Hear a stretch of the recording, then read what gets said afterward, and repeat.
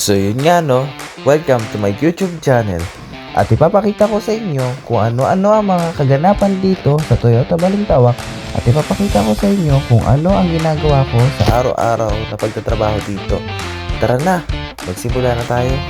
Sa mga oras na to, nagdadrive na tayo papunta sa trabaho natin. Ayun nga, doon tayo sa Toyota Balintawak. Medyo nagmamadali na tayo dito, medyo namalilate na tayo. At yun nga, nagtempon pa tayo ng traffic. Sakto, yari na naman tayo sa supervisor ko.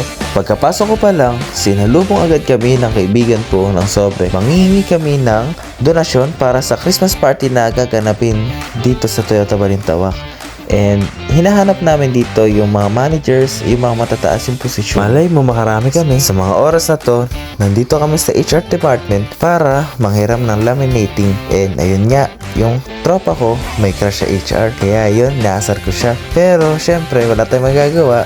Kunti asari lang siya. Sa totoo lang, napakadami ng lalaminating namin na parts number. Pero nandyan lang, kinikilig pa rin.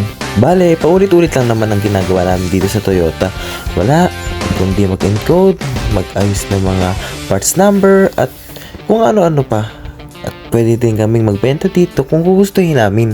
Ipapakita ko na lang sa inyo lahat na nangyari sa akin dito. Let's go!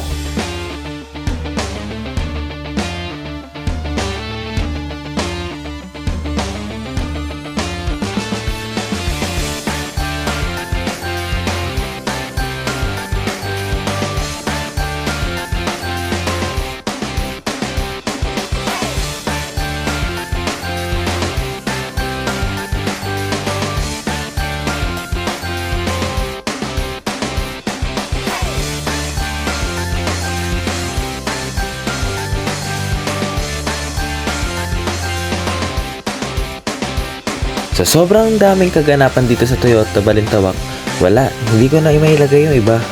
Kaya yun na, uwi na kami ng tropa ko. Salamat sa panonood. Kita-kits!